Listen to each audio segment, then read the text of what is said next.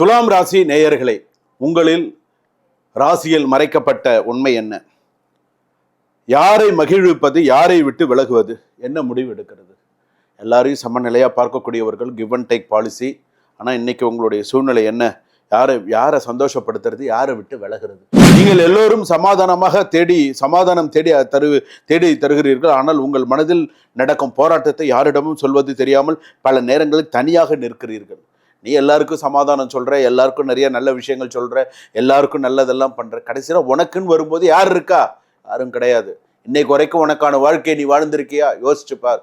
சுவாதி நட்சத்திரம், துலாம் ராசி, கர்மா அப்படின்னு சொல்ற கர்மா பாடத்தை ஜோதிட கோணத்தில் பார்க்க வேணும். எல்லோருக்கும் நீதியாக இருக்கும் முயற்சி செய்யாது, உனக்கே அது அநீதியாகி விடாது. எல்லாருக்கும் நியாயம் வாங்கி தரேன், எல்லாருக்கும் நான் அதை செய்கிறேன், எல்லாருக்கும் நான் இதை பண்ணுறேன், எல்லாருக்கும் நான் இதை பண்ணுறேன்லாம் நீ பண்ணாது. ஸோ எது கடைசியில் இப்போ நான் சொல்கிறது தான் வாழ்க்கை. சில நேரங்களில் இவர்களை ஒரு தேர்வின் முன் நிறுத்தும். ஒரு புறம் உறவு, எல்லோருக்கும் சமநிலை கொடுப்பவர் நீ. ஆனால் உன் வாழ்க்கை தராசில் உன்னையும் ஒரு பக்கத்தில் நிறுத்த மறந்து விடாதே. வாழ்க்கைன்ற தராசில் ஒரு பக்கம் நீ இருக்கணும், மறுபுறத்தில் எப்படியோ ஒரு புறத்தில் நீ இருக்கணும் அப்படின்னு சொல்றது.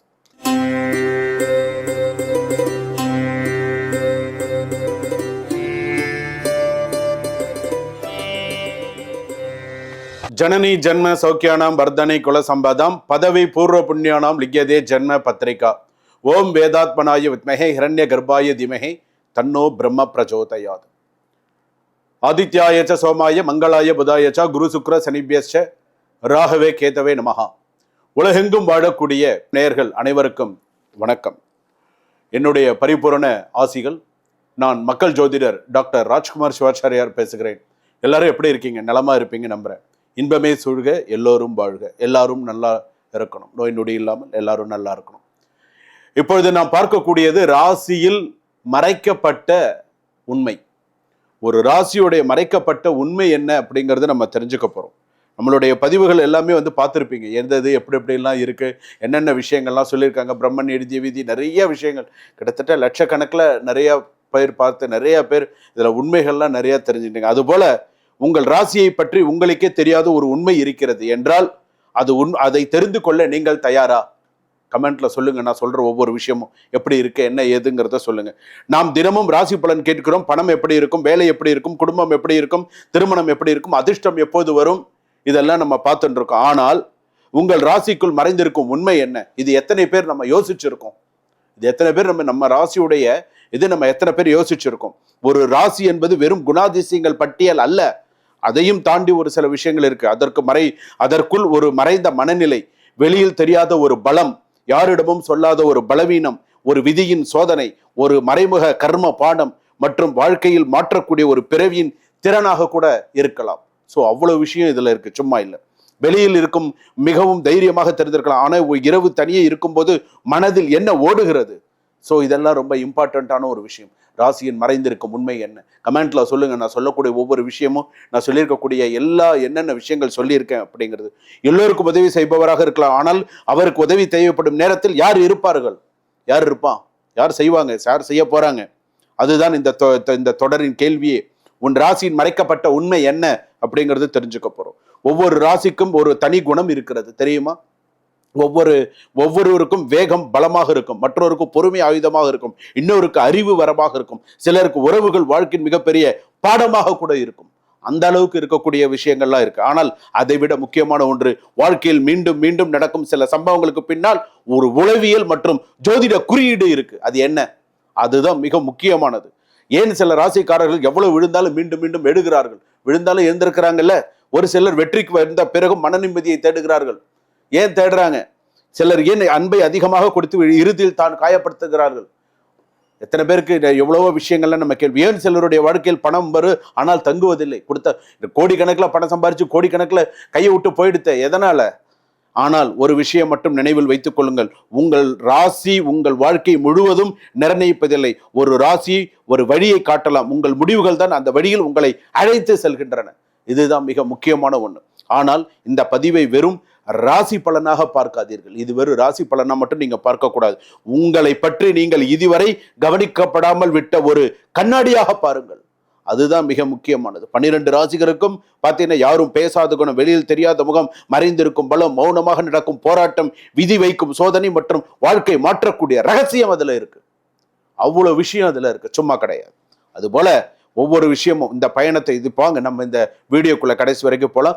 ராசி சொல்லும் குணத்தை மட்டும் கேட்காதீர்கள், அதற்குள் மறைந்திருக்கும் மனிதனை புரிந்து கொள்ளுங்கள். மனிதனை புரிந்து கொள்ளுங்கள். ஒவ்வொரு ராசிக்கும் ஒவ்வொரு மனிதனை புரிந்து கொள்ளுங்கள். எப்படி என்ன அப்படிங்கிறத தெரிஞ்சுக்கோங்க. வாங்க வீடியோக்குள்ள போலாம். கடைசி வரைக்கும் ஸ்கிப் பண்ணாம பாருங்க. நீங்க உங்களுக்கு எந்த இடத்துல சந்தேகம் இருக்கோ உடனே கமெண்ட் பண்ணி கேளுங்க. நான் உங்க கூட இருக்கேன். நான் உங்களுக்கு எல்லா சொல்யூஷன்ஸும் சொல்லி உங்க வாழ்க்கைக்கு ஒரு வழிகாட்டிய நான் இருக்கேன். 100% 200% நான் உங்க கூட இருக்கேன். வெற்றி நமதே. வாங்க வீடியோக்குள்ள போலாம். துலாம் ராசி நேயர்களே, உங்களில் ராசியில் மறைக்கப்பட்ட உண்மை என்ன? யாரை மகிழ்விப்பது, யாரை விட்டு விலகுவது, என்ன முடிவு எடுக்கிறது? எல்லாரையும் சமநிலையா பார்க்கக்கூடியவர்கள், கிவ் அண்ட் டேக் பாலிசி. ஆனால் இன்னைக்கு உங்களுடைய சூழ்நிலை என்ன? யாரை சந்தோஷப்படுத்துறது, யாரை விட்டு விலகிறது? இவனை விட்டு போகலாமா வேண்டாமா? இங்கே சந்தோஷமாக இருக்கலாமா வேண்டாமா? பிள்ளைகளோட சந்தோஷமாக இருக்கலாமா வேண்டாமா? எல்லா பிள்ளைங்களை கூப்பிட்டுன்னு போயிடலாமா? என்ன செய்யலாம் அப்படிங்கிற மாதிரி இருக்கும் சில நேரங்களில். நீங்கள் எல்லோரும் சமாதானம் தேடி தருகிறீர்கள். ஆனால் உங்கள் மனதில் நடக்கும் போராட்டத்தை யாரிடமும் சொல்வது தெரியாமல் பல நேரங்களில் தனியாக நிற்கிறீர்கள். நீ எல்லாருக்கும் சமாதானம் சொல்ற, எல்லாருக்கும் நிறைய நல்ல விஷயங்கள் சொல்ற, எல்லாருக்கும் நல்லதெல்லாம் பண்ற, கடைசியில் உனக்குன்னு வரும்போது யார் இருக்கா? யாரும் கிடையாது. இன்னைக்கு வரைக்கும் உனக்கான வாழ்க்கையை நீ வாழ்ந்திருக்கியா? யோசிச்சு பார். சுவாதி நட்சத்திரம் துலாம் ராசி, சித்திர நட்சத்திரம் துலா ராசி, விசாக நட்சத்திரம் 1, 2, 3 பாதம் துலா ராசி. உனக்கான வாழ்க்கையை நீ வாழ்ந்துட்ட அப்படின்னு நீ நெஞ்ச நிமிர்த்தி சொல்லு பார்க்கலாம். கிடையாது. ஏன்னா அந்த இடத்துல 1008 போராட்டங்கள். நான் இன்னைக்கு என்னுடைய வாழ்க்கை அன்னன்னைக்கு இருக்கிற வாழ்க்கைங்கிறதெல்லாம் வேற. நிரந்தரமா என் வாழ்க்கையில எனக்கான வாழ்க்கையை நான் வாழ்ந்துட்டேன், எனக்கான விஷயத்த நான் செஞ்சுட்டேன்னு நெஞ்ச நிமிர்த்தி சொல்றவங்க 10 to 15% மட்டும்தான். மற்றவங்களுக்கெல்லாம் அந்த அளவுக்கு கிடையாது. என்ன பாவம் பண்ணணும்னு தெரில, என்ன கர்மம் பண்ணணும்னு தெரில, நான் இன்னைக்கெல்லாம் இப்படிலாம் கஷ்டப்படுறேன் அப்படிங்கிற அளவுக்கு சில பேர்லாம் சொல்லுவாங்க. அதுபோல துலா ராசி அப்படின்னு சொல்லும்போது இந்த இவ்வளவு விஷயங்கள் இருக்கு. அதுலேயும் பார்த்தீங்க அப்படின்னு சொன்னால் துலாம் எப்போதும் அமைதியை விரும்புபவர்கள், சண்டையை தவிர்ப்பவர்கள் யாருன்னு கேட்டால் துலாம் ராசிக்காரர். இதையும் சொன்னால் பார்த்தீங்கன்னா எதையுமே அதாவது மறைமுக கர்மா அப்படின்னு சொல்ற கர்மா பாடத்தை ஜோதிட கோணத்தில் பார்க்க வேண்டிய எல்லோருக்கும் நீதியாக இருக்கும் முயற்சி செய்யாது, உனக்கே அது அநீதியாகி விடாது. எல்லாருக்கும் நியாயம் வாங்கி தரேன், எல்லாருக்கும் நான் அதை செய்கிறேன், எல்லாருக்கும் நான் இதை பண்ணுறேன், எல்லாருக்கும் நான் அதை பண்ணுறேன்லாம் நீ பண்ணாது. ஸோ எது கடைசியில் இப்போ நான் சொல்கிறது தான். வாழ்க்கை சில நேரங்களில் இவர்களை ஒரு தேர்வின் முன் நிறுத்தும். ஒரு புறம் உறவு, மறுபுறம் சுயமரியாதை, ஒரு புறம் பாதுகாப்பு, மறுபுறம் புதிய வாய்ப்பு. அப்போது விதி கேட்பது நீ யாரை தேர்ந்தெடுக்கிறாய் என்பதல்ல, உன்னை எப்போது தேர்ந்தெடுக்க போகிறாய் என்பது தான். சாபம் போல தோன்றும் வேதனை என்ன? துலாமுக்கு சாபம் இருக்கிறது என்று ஒரு ராசியை மட்டும் எப்படி நம்ம சொல்றோம் அப்படின்னு சொன்னா, அதாவது relationship pressure, people pleasing, emotional confusion அதிகரித்தால் வாழ்க்கையில் முடிவில்லாத சோதனை காலமாக இருக்கிறது. அந்த மாதிரிலாம் இருக்கு. ஒரு அணுகுமுறை அப்படிங்கிறது கரெக்டாக இருக்கணும் அப்படின்னு சொல்றது. பெண் தொடர்பில் பவுண்டரிஸ் மிகவும் முக்கியம் அப்படின்னு சொல்றது. இதெல்லாம் ரொம்ப முக்கியம். துலாம் பெண்ணிடம் கூட பார்த்தீங்க அப்படின்னு சொன்னால் இன்டெலிஜென்ஸ், சோஷியல் அவேர்னஸ் அதிகமாக வெளிப்படலாம். ஒரு பெண் கூட அதே போல் கரெக்டாக சில விஷயங்கள் கரெக்டாக பார்த்துக்கணும். அதுலேயும் பார்த்தீங்க அப்படின்னு சொன்னால் இவங்க பார்த்தீங்கன்னா அதிக அளவு எதை நினைத்து கவலைப்படுகிறார்கள் என்றால் கெரியர் நினைச்சு கவலைப்படுவாங்க. அதுலேயும் இவங்களுக்கு நிறைய பிரச்சனைகள், இவங்க ஜாதகத்துல ரகசிய ராசியில் மறைக்கப்பட்ட உண்மைன்னு சொன்னேன் இல்லையா, இவங்க இந்த விஷயத்துல எல்லாம் தான் இன்னும் நிறைய பிரச்சனைகளை அனுபவிக்கிறாங்க. எதுல law, design, fashion, media, public relation, அதே போல பிசினஸ், பார்ட்னர்ஷிப், கன்சல்டன்சி போன்ற துறைகளில் பல பிரச்சனைகள், பல விஷயம் இதுலெல்லாம் நீங்க சார்ந்து இருக்கீங்க அப்படின்னு சொன்னா ஒரு முறை உங்கள் சுய ஜாதகத்தை ஒரு முறை பார்த்து கொள்வது நல்லது. Luxury is enjoyable but financial discipline is productive அப்படின்னு சொல்கிறேன். ஸோ ஞாபகம் வச்சுக்கோங்க. ஹெல்த்தில் அப்படி கூட எடுத்துட்டோம் அப்படின்னு சொன்னால் யூரினரி சிஸ்டம், ரெண்டாவது லோயர் பேக் பெயின், இதெல்லாம் இருக்குது. ஸ்ட்ரெஸ்ஸு, புவர் ஹைட்ரேஷன், ஸோ இதெல்லாமே இருக்குது. So decision controller, peace breaker, இதெல்லாம் இருக்குது. ஸோ சில விஷயங்கள்லாம் கொஞ்சம் கரெக்டாக பார்த்துக்கணும். விதியின் சோதனை எப்போது குறையும், எப்போ எனக்கு சில விஷயங்கள்லாம் எனக்கு குறையும், என்னுடைய விஷயங்கள்லாம் எப்படி இருக்கும் அப்படின்னு சொன்னால், பெண்ணாக இருந்தால் ஒரு ஆண் உன்னை பழி வாங்கணுன்னே, ஒரு ஆண் உன்னை பழி வாங்க வேண்டும் என்ற இந்த அளவுக்கு உன்னை இந்த நிமிஷம் வரைக்கும் உன்னை நிம்மதியாக என்ன வேணாலும் செய்வாங்க. ஒரு ஆண் ஒரு 50 வயசுக்கு மேலே எடுத்துக்கலாம், 30 வயசுக்கு மேலே கூட எடுத்துக்கலாம். அவனுக்கு உன்னிடம் சில விஷயங்கள் நிறைவேறவில்லை என்றால் அவன் என்ன வேணாலும் செய்வான். இது உன்னுடைய அது ஒரு சாபம் மாதிரி. ஸோ அதை கரெக்டாக நீ பார்த்துக்கோ. உன்னை எல்லோருக்கும் சமநிலை கொடுப்பவர் நீ. ஆனால் உன் வாழ்க்கை தராசில் உன்னையும் ஒரு பக்கத்தில் நிறுத்த மறந்து விடாதே. வாழ்க்கைன்ற தராசில் ஒரு பக்கம் நீ இருக்கணும், மறுபுறத்தில் எப்படியோ ஒரு புறத்தில் நீ இருக்கணும் அப்படின்னு சொல்கிறது. அதனால் துலாம் ராசி பொறுத்த அளவுக்கு உனக்கு ஒரு ஆண் எப்போதுமே விரோதியாகவும் சாபமாகவும் இருப்பான். ஒரு ஆண் எப்போதுமே இருப்பான் அது ஒரு குடும்பத்தில்.